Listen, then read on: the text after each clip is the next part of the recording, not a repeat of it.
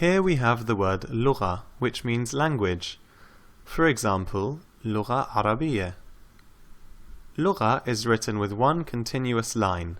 We start high to form the letter lam, and then continue into a ghain, which looks a lot like ayn, and then we finish with a ta marbuta.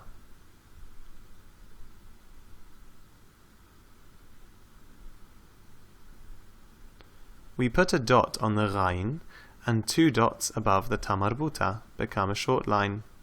And there you have lugha. The word هذا, which means this or here is written like so. We start with the ha, a large circle with a smaller one inside it, and then the letter dhal, which doesn't join. Then we end with an alif. The letter dhal, of course, takes a dot above the letter.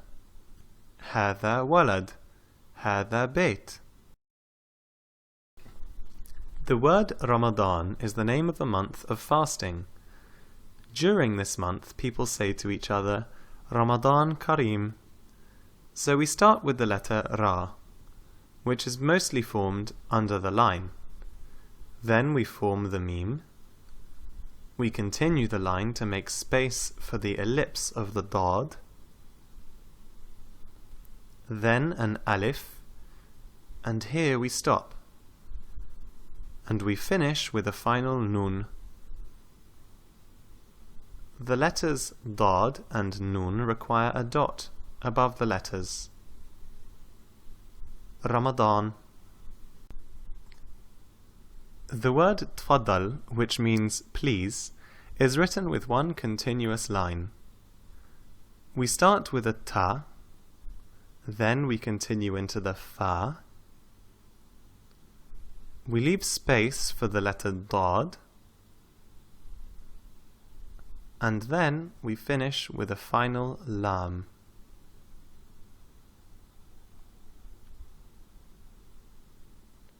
Ta takes two dots, which become a short line when handwritten, and fa and dad both take a dot above the letter. And here we have tfaddal.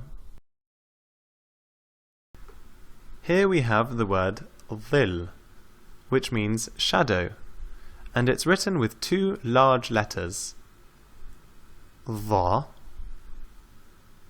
and we continue to form the final lam, before returning to add in the line which completes the dha. And the dot above the letter, of course, dhil. To finish this unit, we will write the greeting Ahlan wa Sahlan, which means welcome. It's made up of two words. Ahlan. We write the letter alif and add in the hamza to show that it is pronounced ah. Then we have the letter ha. We don't stop, we continue into the letter lam, and the alif goes inside the lam.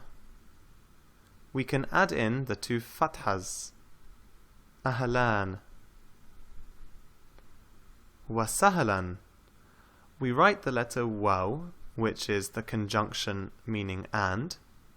Then we write sin, a middle ha, we don't stop, and we trace another lam alif before adding the two fathas.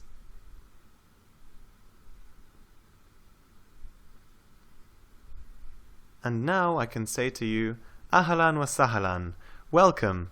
Let's start learning the beginner's course in spoken Arabic.